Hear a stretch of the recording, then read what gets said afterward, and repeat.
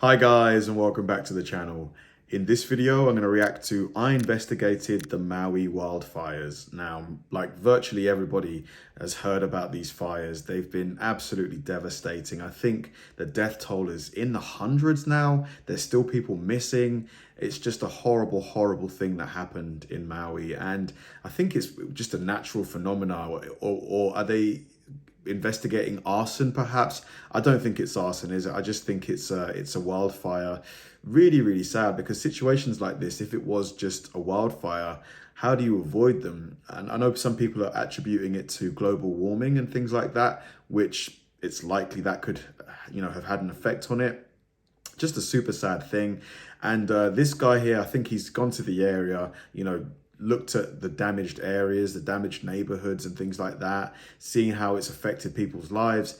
It's just a crazy, sad thing that happened. This is Maui, Hawaii, burning to ashes amidst the deadliest wildfire in U.S. history, destroying over 2,500 acres of land, 2,000 plus buildings and homes, rendering thousands of people now homeless, and causing 800 plus children to still be missing. With the death toll increasing by the day, conspiracy theories left and right, the historic region of Lahaina completely destroyed. Conspiracy theories?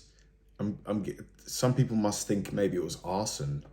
The fires mostly contained. The questions are, what caused this catastrophe? How have the Maui locals been affected by the fires? And how can we help the people of Maui recover from this tragedy? I went to Ground Zero to talk to the locals and find out. To my left right here, a bunch of cop cars. Holy smokes, look at this. With cell towers being rebuilt and roads blocked everywhere, we had made it to the remains of Lahaina. We're here in Lahaina, and your name is? Susie. I live here. I live slightly south of Lahaina on the hill. We didn't expect more than brutal wind. When I saw big smoke, my neighbors and he said, "Oh, don't worry. This is just the hurricane passing by south of here." And around 11 p.m., I got a text. The text was saying, "Susie, are you okay?"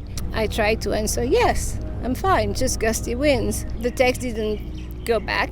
We, of course, had no cell coverage. Why is she asking me that? Following morning, I woke up. There were police mentioning to us that it was a mandatory evacuation. But I stayed there because the older neighbor didn't want to leave. So Stayed in the house with your neighbor until the fire subsided? I stayed in his house and taking a look at the way the fire was approaching. Following morning, the first neighbor that I met said, half of Lahaina. This building here is literally just ash and, some metal left behind. All the trees just burn. It's just... Half of Lahaina burnt last night. It did catch me by surprise. I went on the side of the hill and I could see more or less Lahaina, not looking the same at all. Yeah. Covered with this gray filter. I can't imagine what some people have gone through during their last minutes in the ocean or the streets. We are still under a state of shock. Yeah. It's going to take a long time for this community to get back on its feet. What's your name? Bill. You want to say anything? The street and about 25 houses survived. Everything from our house down is gone. After speaking to a few people right outside Lahaina, I wanted to see if I could get a little closer to Ground Zero. Literally right over there, it's all burned down. This is blocked, looks intentional almost. Walking through here, we're gonna go up here to see an example of what went down. You can see the fence is just falling apart right now. Technically, we're not supposed to be here. Media is not allowed to enter this zone without an escort. Right across the street, you'll see the contrast and who kind of lost everything and who didn't. A lot of this seems to be pure luck as to where the fires jumped. Trees even have just melted to a crisp. So we're gonna try to get a top here and get a closer look. Yeah, 20 feet away, unaffected. This is someone's backyard view now. Propane tank right there. That's a little bit scary. I kind of want to walk away from that. Buildings are melted to a crisp right now. It is insane. You see animal cages, bikes, houses, backyards. This is... Just look at this. Like here you've got, color and, plant life and stuff. And here it literally looks like a nuke went off or something. Like just right along this road. Like this side is kind of fine. This side is really not. Straight up someone's neighborhood. Another propane tank in that grill. This is scary. Someone was definitely driving through and heard bang, bang, bang. That right there is a power transformer. You see it's burnt to a crisp. Thus, there's no power for the surrounding neighborhood. This is some kid's bike that's melted. Everything is gone. Everything's gone.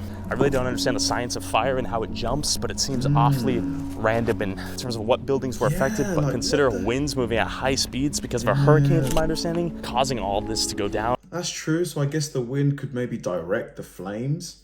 But like this house here, you know, so you're telling me that the wind, you know, carried the fire around this house and then back there, or is there no damage here? It looks like there is. In terms of what buildings were affected, but consider winds moving at high speeds because of a hurricane, from my understanding, causing all this to go down. So it looks like we have a Fed right there, right across from us, just eyeing us down. So I quickly slipped through an opening in a nearby gate leading directly to the affected area of Lahaina, which was inaccessible via car with guards blocking the area 24/7. Look at this. The car smashed in on itself. Look at that. Imagine. We're not gonna go past it for a variety of reasons. Man, this is brutal. This is someone's life.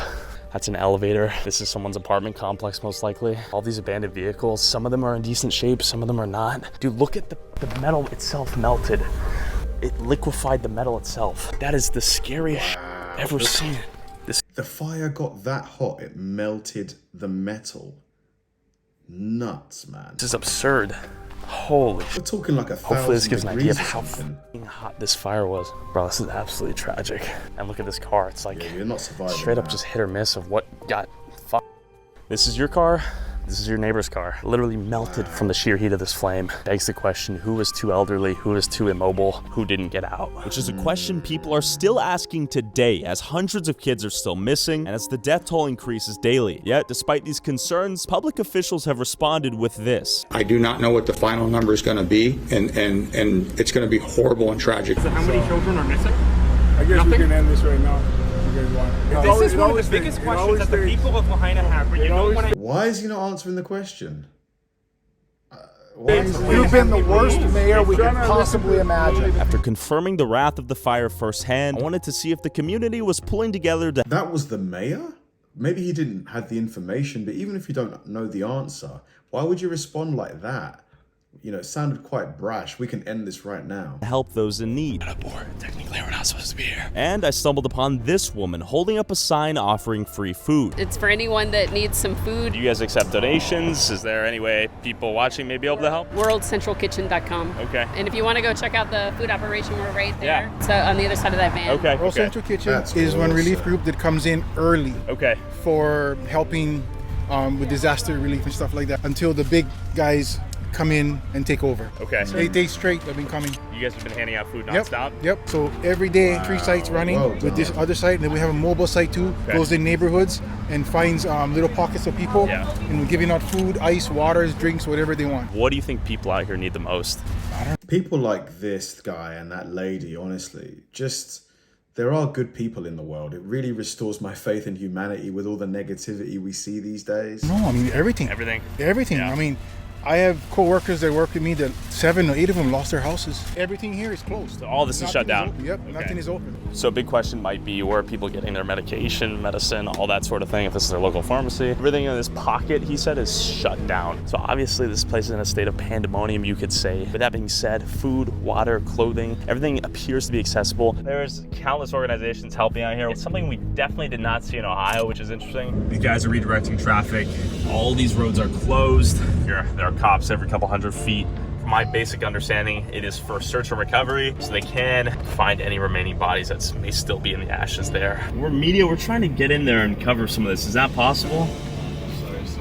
Do you know why? There's a lot of hazardous material, Okay. a lot of search team. Okay. Is it still active search and recovery? And to be fair, you know, if you've got people still searching for, you know, missing people, you don't really want the media there getting in the way and stuff like that. So I can understand why they've closed off a lot of these areas. Yes. Okay. After seeing countless nonprofits handing out food, water, and clothing, I wondered how the people outside of Lahaina were affected by the wildfire. Aloha. You look like you own this island. No, man. Just checking out the waves and waiting for the sunset. Okay. So were you born here in Hawaii? Yes, I was. It's pretty peaceful right here. No one wants to serve out of respect for what's going on because they don't want to look like they're having a good time. You said you had a kid who lived over there? Yeah, my son, he lives further up north of Lahaina. Is he affected by any of the fires? You know, not directly, but I think because of the fire and its impact, I don't care where you lived on the island or where island you're from or even what state, everyone was affected. Yeah. Because everyone loves Maui. I mean, and they have such good memories of it, whoever's come here. But a lot of people out of respect probably aren't going to come here for a while, right? What are your thoughts on that? It's kind of a catch-22 to a double-edged. It is a catch-22 because if tourists don't come, you don't get the tourist dollar, the tourist revenue.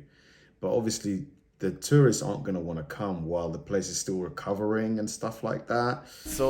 We want the people to have time to recover, to mourn and to grieve. It's very difficult to say. We still want people to come here. Lance, it's a pleasure. With over 80% of Maui's economy reliant on tourism, I wondered if tourists staying away from Maui would inadvertently cause the people here to suffer even more. But are the tourists even welcome to visit here right now? I pulled up to a stand handing out free tacos and asked the locals. Hi, I'm Christian O'Connor, and I'm housing the Keahi Strong kids right now that single-handedly saved 20 children, babies. Their sister escaped the fire at Lahaina Luna. The other brother came running, got hit by a tourist car. They run over his foot. They knocked him into a fire. He caught on fire. They turned around, looked right at him, left him for dead. Truck picked him up, took him to Pele Plaza. I housed 3 other men the other night. The man lost his aunt, her husband, 4 children burned alive in their car. We've got 1,526 faces and names on Instagram that the kids, this generation,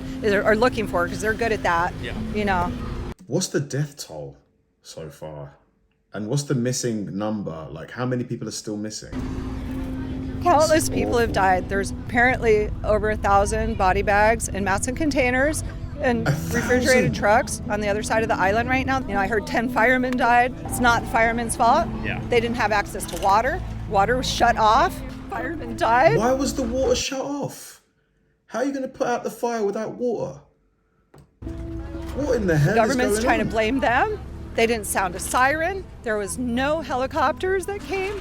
No one knew. There were people had gone and picked their kids up from school and brought them home and left them home. One of the kids that staying at my house, she went knocking on all the neighbors' doors. There was a 10-year-old girl with a crib with a baby in it. She grabbed the baby, grabbed the girl, got her out of there. Why do you think they didn't turn the sirens on? I don't know. Okay. I think there's a lot going on here. Oh my God. To me, it sounds like incompetence, because surely it's not some kind of sadistic, let them kind of deal with it type situation. It must just be negligence, which in itself should be a crime and should be punished. That is way beyond anything that anybody wants to believe. Yeah. But there was no warning. Fires went from 4 o'clock until 7 o'clock at night going. What? No military came. The whole community is mourning the deaths of over 1,500 people. They killed innocent men, women, and children by not helping, by not sounding alarms. People were asleep in their homes with their babies and their children. We still have no Spectrum cable,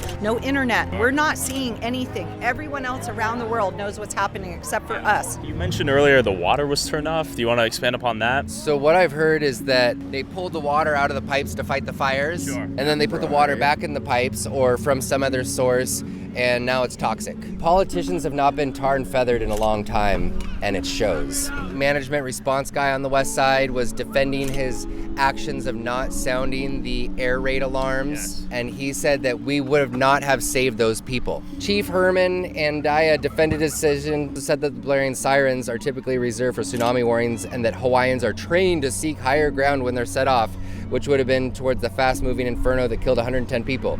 The man could have a point. I don't know if that was the right call. And then there... Mate, listen, I get it. You use the sirens for tsunamis usually, but I think this fire warranted the sirens. Was this fella, this guy is in charge of the water. I guess the water that he didn't release from one network into another network so that they could draw more water to douse the fire. He said, no, I'm not opening the spigot. And that limited the water resources of the upcountry and this side fires. But I think the most important thing, regardless of how the fire started or how the water got spoiled, is What are we going to do about it? How long is it going to take? How are we going forward from here? How are we going to remediate the burn areas? Jeez, this is incredible. Literally, entire buildings reduced to ash and dust. Detoxify them, balance the pH, reintroduce beneficial bacteria and fungi and plants. Let's use this burnt blank slate and move forward. Be aloha. That's the most important thing. Whether Oprah, Chinese lasers, or failed leadership and bad luck caused this, these people need help. And if you feel passionate, you can check out this cause set up and managed by locals, where they claim to give the proceeds directly to the families affected by the fires. People are so traumatized and hurt. These people lost everything, not only their home, their town. Our history is in this town too. Click the link in the description for more information on how to help. That was intense. I knew that the fires were bad, but I did not know that it was that bad. I did not, we're talking whole neighborhoods burnt to the ground. Crazy, genuinely crazy. And to hear that there's potentially like negligence at play here from the politicians, the leaders, the people responsible for responding to such an event, just makes me sad, because it's like, what is the point of them being in office if they cannot be trusted to do the right thing? Like, what is the point of them being there? Genuinely, if you can't sound the alarm for 3 hours, it takes you over 3 hours just to press a button that lets people know that there's a fire going on. Honestly, for me, you deserve to be in jail, because your inaction probably directly resulted in the deaths of people. So I hope whoever is responsible for that, if indeed that's what happened, he needs to be in jail, or she. Thanks for watching, guys, and I'll see you in the next one.